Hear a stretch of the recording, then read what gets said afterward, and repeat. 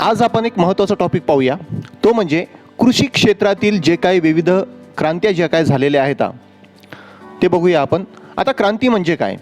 क्रांती म्हणजे जो काही अचानकपणे बदल होतो त्याला आपण क्रांती म्हणतो.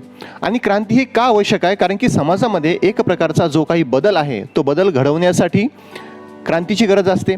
मग आपण काय केलं, वेगवेगळ्या कृषी क्रांती केल्या आणि ते कृषी क्रांतीच्या माध्यमातून आपण या ठिकाणी भारतामध्ये जे काही वेगवेगळे जे काही कृषी क्षेत्रातले जे काही प्रोडक्ट आहेत याचं उत्पादन वाढवण्यासाठी आपण एक मोलाचा जो काही हातभार आहे तो या वेगवेगळ्या क्रांतीमुळं झालेला आहे. तर बघूया आपण. तर हरित क्रांती. आता जी काय हरित क्रांती आहे ते हरित क्रांती कशासाठी होती? तर ती होती अन्नधान्याच्या उत्पादनामध्ये वाढ होण्यासाठी. अन्नधान्य उत्पादन वाढ झाली आपल्या भारतामध्ये, कारण की याच्या अगोदर जगामध्ये विचार केला तर पुष्कळशे लोक भूकबळीनं मरत होते आणि भारतातही तीच अवस्था होती. पण आपण काय केलं, पहिल्या पंचवार्षिक योजनेमध्ये कृषी क्षेत्राला भरघोस महत्त्व दिलं आणि कृषी क्षेत्राला भरघोस महत्त्व देऊन या ठिकाणी त्याचं उत्पादन आपण जास्तीत जास्त वाढवलं. नंतरच्या काळामध्ये काय झालं होतं की देश पातळीवर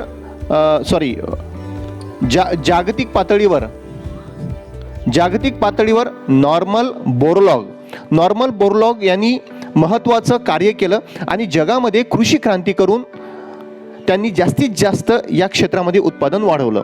मग जगामध्ये कशाचं उत्पादन वाढवलं? जगामध्ये राईसचं उत्पादन वाढवलं आणि वीट म्हणजे काय तर आपलं गहू याचं उत्पादन वाढवलं. पण जागतिक विचार जर करायला गेला तर या ठिकाणी राईस खूप मोठ्या प्रमाणामध्ये वाढवली आणि त्याच कारणामुळं नंतरच्या काळामध्ये जे काही भूकबळी आहे ते भूकबळी कमी व्हायला या ठिकाणी खूप मदत झाली याची. मग भारतामध्ये कोणी केलं तर भारतामध्ये ही जी क्रांती आहे आपली ती क्रांती यशस्वी केली ती म्हणजे स्वामीनाथन यांनी.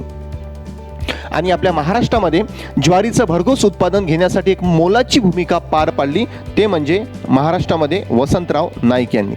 आणि हा कालखंड होता, लक्षात घ्या, 1960 सालापासून ते 1970 सालापर्यंतचा हा पूर्णपैकी जो काही कालखंड आहे तो हरित क्रांतीचा होता.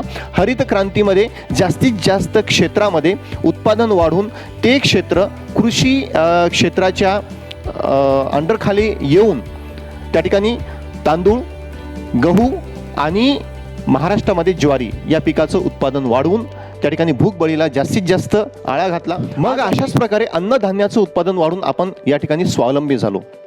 पहिली पंचवार्षिक योजना, दुसरी पंचवार्षिक योजना या योजनेच्या माध्यमातून भारताला स्वावलंबन होण्यासाठी या कृषी क्रांती जी आहे किंवा हरित क्रांती आहे याने एक मोलाचा हातभार आपल्याला लावलेला आहे. त्यानंतरची क्रांती बघूया आपण, ती आहे धवल क्रांती. आता धवल क्रांती कशासाठी आहे तर धवल क्रांती दूध उत्पादनात वाढ होण्यासाठी आहे. पूर्वीचे जे शेतकरी होते ते इंडिव्हिज्युअली म्हणजे सेपरेटली जे दुधाचं जे काही उत्पादन आहे ते घेत होते, दूध वेगवेगळ्या प्रकारे विकत होते. पण नंतरच्या काळामध्ये वर्गीस कुरियन हे जे आहेत यांनी काय केलं, गुजरातला या ठिकाणी आनंदला यांनी जी काही अमूल दूध डेअरी आहे ती दूध डेअरी या ठिकाणी निर्माण करून म्हणजे त्यांच्या सहकार्याने या ठिकाणी निर्माण करून, ती गव्हर्नमेंटचीच होती वास्तविक पाहता, लक्षात घ्या, सेंट्रल गव्हर्नमेंटची होती ती. आणि त्याद्वारे मग जास्तीत जास्त दुधाचं उत्पादन या ठिकाणी करण्यात आलं. लक्षात घ्या, भारतामध्ये सर्वात जास्त दुधाचं उत्पादन होते आणि भारतामध्येच तेवढं खाल्ल्या पण जाते. म्हणजे जगामध्ये भारतामध्ये सर्वात जास्त दुधाचं उत्पादन होते. आणि त्यामध्येच आणखीन एक विचार जर करायला गेला तर पंजाबमध्ये सर्वात जास्त दुधाचं उत्पादन होते. तर अशाच प्रकारे जे काही धवल क्रांती आहे ते धवल क्रांती होती दूध उत्पादन वाढवण्यासाठी आणि वर्गीस कुरियननं मोलाची भूमिका त्या ठिकाणी पार पडली. मग महाराष्ट्रामध्ये पण सहकारी तत्वावर पुष्कळशे दूध जे काही सहकारी संस्था आहेत ते निर्माण झाल्या आणि त्याही माध्यमातून शेतकऱ्यांना मुबलक प्रमाणामध्ये या ठिकाणी जे काही उत्पादन आहे ते उत्पादन मिळू लागलं आणि त्याद्वारे आपले जे शेतकरी आहेत ते शेतकरी या ठिकाणी सधन आणि सुखी झाले. या क्रांतीमुळे तेलबिया उत्पादनामध्ये वाढ करण्यात आली. आता तेलबिया कोणत्या कोणत्या येतात या ठिकाणी? शेंगदाणे आहेत, त्यानंतर सोयाबीन आहे, तीळ आहे. हे वेगवेगळ्या प्रकारच्या ज्या काही तेलबिया आहेत त्या तेलबियाचं उत्पादन वाढवून जास्तीत जास्त तेल निर्मिती करणं हा यामागचा उद्देश होता. आणि पिवळी क्रांती कशा संदर्भात आहे तर ते तेलबिया उत्पादनामध्ये मोठ्या प्रमाणामध्ये वाढ होण्यासाठी त्याचं उत्पादन केलेलं आहे. नंतरची क्रांती आहे सुवर्ण क्रांती.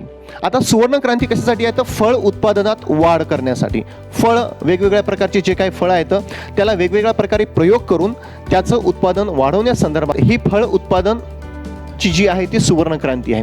आता सुवर्ण क्रांतीमुळे मग यांनी काय केलं की परदेशामधले जे काही चांगल्या प्रकारचे जे काही फळं आहेत ते भारतीय फळाशी त्यांचा मिलाप घडवून एक वेगळ्या प्रकारची जाती निर्माण करून मोठ्या प्रमाणामध्ये त्याचं उत्पादन घेऊन फळाचं उत्पादन वाढवण्याची एक महत्त्वाची जी काही योजना आहे तिलाच म्हणतो सुवर्ण क्रांती. मग याद्वारे शेतकऱ्यांना विदेशातील भारतीय हे फळ घेऊन त्यांनी उत्पादन वाढवण्यासाठी या ठिकाणी मदत झाली. तर अशी आहे सुवर्ण क्रांती.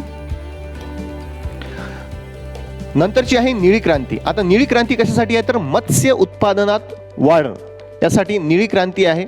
भारतामध्ये सर्वात जास्त समुद्र किनारा लाभलेला आहे गुजरातला, पण या ठिकाणी पश्चिम बंगाल सर्वात जास्त मासे खातो. मासे आणि तांदूळ सर्वात जास्त पश्चिम बंगालमध्ये खाल्ल्या जाते. आणि जे काही आपल्या दक्षिणेकडले जे काही राज्य आहेत म्हणजे त्या ठिकाणी मग ते तामिळनाडू असो, केरळ असो, कर्नाटक, त्यानंतर पश्चिम बंगाल या ठिकाणी सर्वात जास्त मासे पकडले जातात. बरं, हे तर मासे आपण पाहतो की समुद्र ठिकाणचे आहेत, पण गोड्या पाण्यातले जे काही मासे आहेत त्याच्या उत्पादनासाठी पण आपण निळी क्रांती सुरू केलेली आहे. मग त्याद्वारे शेतकऱ्यांना जास्तीत जास्त जे काही मत्स्य तळे आहे ते मत्स्य तळे या ठिकाणी प्रोव्हाइड करून त्या ठिकाणी जास्तीत जास्त माशाचं उत्पादन वाढवून शेतकऱ्यांना एक प्रकारे जे काही लघु उद्योग आहेत ते निर्माण करण्याचं जे काही महत्त्वाचा जो काही मोठं होता तो या निळ्या क्रांतीचा होता. आता नंतरची क्रांती आहे गुलाबी क्रांती. गुलाबी क्रांती कशासाठी आहे तर कोळंबी उत्पादन. कोळंबीचा भाव आपल्याला माहिती आहे. कोळंबीचा जो भाव आहे तो आहे जवळपास तरी 1,500 ते 2,000 रुपये किलो. आणि या कोळंबीचं उत्पादन जास्तीत जास्त वाढवून एक तर राष्ट्राला सधन करणं आणि शेतकऱ्याला सधन करणं हा त्यामागचा महत्त्वाचा उद्देश होता. ती होती गुलाबी क्रांती. नंतरची क्रांती आहे लाल क्रांती. लाल क्रांती म्हणजे काय जास्तीत जास्त मांसाचं उत्पादन वाढवणं. ते मांस एकतर आपल्या जनतेला उपलब्ध करून देणे आणि जास्तीच उत्पादन होऊन ते एक्सपोर्ट करणं. आणि त्या अनुषंगानं जी काय लाल क्रांती आहे, मग लाल क्रांतीमध्ये मग काय करायचं तर शेळी आणि जी काही मेंढी असते त्याचं उत्पादन. तर रजत क्रांती आहे कशासाठी आहे की अंडी उत्पादनामध्ये वाढ तयार करणं. आणि अंडी उत्पादन घेण्यासाठी आपल्याला जास्तीत जास्त जे काही पोल्ट्री आहे किंवा जो काही बॉयलर आहे या कोंबड्याचं उत्पादन वाढवून अंडी जास्तीत जास्त कसे निर्माण होतील त्या अनुषंगानं मग निर्माण झालेली आहे ती रजत क्रांती. खतामध्ये जर वाढ जर केली तरच आपला जो काही शेतकरी आहे तो शेतकरी काय होईल या ठिकाणी सधन होईल, त्याच्या पिकामध्ये उत्पादन वाढेल.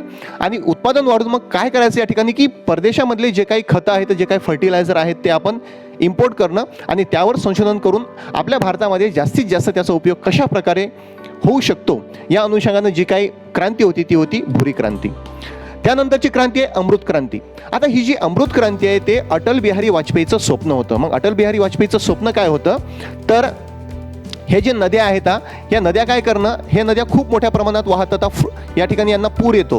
तर मग पुराच्या वेळेस काय करायचं की या नद्याचं जे काही पाणी आहे ते दुसरीकडे वळवायचं आणि दुसरीकडे वळवून जे काही या ठिकाणी जो काही कोरडा प्रदेश आहे त्या कोरड्या प्रदेशला जास्तीत जास्त याचा उपयोग होऊन या ठिकाणी तिथला शेतकरी असो की जनता असो यांना मोठ्या प्रमाणामध्ये जे काही पाणी आहे ते पाणी उपलब्ध करून देणं. आणि जी काही अमृत क्रांती ती कशासाठी नद्या जोड संदर्भात आहे. मग नद्या काय तर एक इकडून नदी वाहते आणि एक इकडून नदी वाहते. तर या आणि मधातला जो काही मोठा माळ पठार आहे त्या माळ पठारामधून एक तर बोगदा काढणं किंवा वेगवेगळ्या मार्गानं या नदीचं पाणी त्या नदीमध्ये उतरवणं यासाठी जी आहे ती नदी जोड प्रोजेक्ट आहे. आणि हा प्रोजेक्ट अटल बिहारी वाजपेयी यांनी 2000 सालापासूनच सुरू केला होता. त्याची अंमलबजावणी आता थोड्या प्रमाणामध्ये होत आहे. नंतरची क्रांती आहे करडी क्रांती. करडी क्रांती कशासाठी आहे तर लोकराचं सर्वात जास्त उत्पादन, लोकर जे आपण लोकर विणतो त्याचं सर्वात जास्त उत्पादन होण्यासाठी त्या ठिकाणी जी निर्माण करण्यात आलेली आहे ती करडी क्रांती. तर क्रांती कशासाठी आहे तर रेशीम किड्याचं उत्पादन घेऊन त्या ठिकाणी जे काय तुती आहे, तुती एक वृक्ष असते त्यावर ते रेशीम किडेच राहतात आणि रेशीम किडे नंतर मग काय करतात त्याचा तो कोस बनवतात. अशा प्रकारचा तो कोस बनवतात आणि कोस बनवून मग त्याच्यातून आपल्याला काय काढता येते रेशीम काढता येते. तर त्या रेशीमाचं जे काही उत्पादन आहे ते उत्पादन वाढवण्यासाठी जी काही निर्माण करण्यात आली होती ती होती श्वेतक्रांती. तिची आताही पुष्कळ प्रमाणामध्ये अंमलबजावणी या ठिकाणी होते.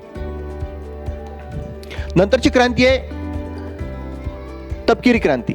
आता तपकिरी क्रांती कशासाठी तर कोको उत्पादनात वाढ. आता ही जी कोको आहे ते कोको काय आपण कोको कोला पितो त्यामध्ये पण कोको असतो आणि कोको हे शीत असते. एक थंड पेय आहे, एक शरबतासारखं कोको आहे, तर त्याच्या उत्पादनामध्ये जास्तीत जास्त वाढ करण्याचा जो काही उद्देश आहे तो कशाचा या ठिकाणी तपकिरी क्रांतीचा. नंतरची आहे गोल क्रांती. आता गोल क्रांती कशासाठी आहे तर गोल क्रांती जास्तीत जास्त बटाट्याचं उत्पादन वाढवण्यासंदर्भात गोल क्रांती आहे. बटाटे आपल्याला माहीत असेल, बटाटे कुठून आलेले आहेत तर बटाटे हे पोर्तुगीजांनी भारतामध्ये आणलेलं आहे. आज आपल्या अन्न घटकामध्ये जवळपास तरी 25 ते 50% एवढा जो काही वाटा असतो तो बटाट्याचा असतो. आणि बटाट्याचं उत्पादन जास्तीत जास्त वाढवण्यासाठी जी काही क्रांती केलेली आहे ती आहे गोल क्रांती आहे. आणि ब्रिटिशांनी आलू जर आणले नसते तर काय अवस्था झाली असती तुम्हाला माहीतच आहे. ओके, नंतरचं आहे मांस उत्पादन. आता मांस, टॅमॅटो आणि इतर जे काही घटक आहेत याच्यात वाढ करण्यासाठी कोणती आहे तर या ठिकाणी लाल क्रांती निर्माण झालेली आहे. लाल क्रांतीमुळे एक तर मांसामध्ये उत्पादन करणं आणि टॅमॅटोमध्ये उत्पादन करणं, कारण की त्याचा कलर कसा असतो तर लाल असतो. तर या संदर्भात पण आहे ती आहे लाल क्रांती. तर अशाच प्रकारच्या व्हिडिओजसाठी युनिव्हर्सल करिअर अकॅडमी या चॅनलला लाईक करा, शेअर करा, आपल्या मित्रांना जरूर पाठवा. भेटूया पुढील भागात. थँक्यू.